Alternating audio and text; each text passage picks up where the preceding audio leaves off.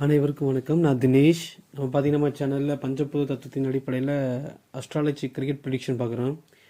அந்த வேலை last match 2 days முன்னாடி யுனைடெட் ஸ்டேட்ஸ் vs பாகிஸ்தான் போட்டிருந்தோம் ப்ரிடிக்ஷன். அதில் யுனைடெட் ஸ்டேட்ஸ் தான் வின் பண்ணி போட்டிருந்தோம். அதே மாதிரி யுனைடெட் ஸ்டேட்ஸ் வின் பண்ணிருச்சு.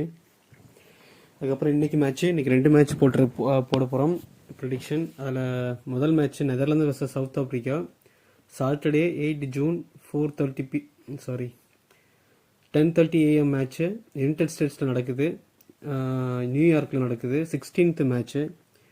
இதில் நெதர்லாந்து vs சவுத் ஆஃப்ரிக்கா. நெதர்லாந்தோட கேப்டன் ஸ்காட் எட்வர்ட்ஸ்.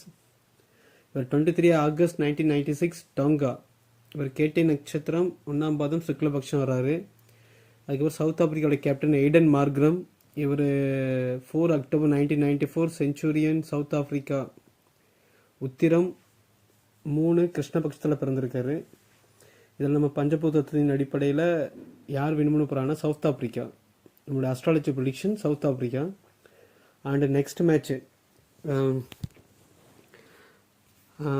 எங்கே நடக்குதுன்னா பார்படாஸ் வெஸ்ட் இண்டீஸ் நடக்குது. கென்சிங்டன் ஓவல் பிரிஸ்டவுனில் நடக்குது. இது அந்த லோக்கல் டைமில் 1 PM நடக்குது மேட்ச்சு. இதில் யார் மோதுறாங்கன்னா ஆஸ்திரேலியா vs இங்கிலாந்து. இதில் ஆஸ்திரேலியா கேப்டன் மிச்சல் மார்ஸ். இவர் 20 அக்டோபர் 1991 அட்டல்டாலே பெர்த்தில் பிறந்திருக்காரு. இவர் புரட்டாதி சுக்லபக்ஷம் வர்றாரு.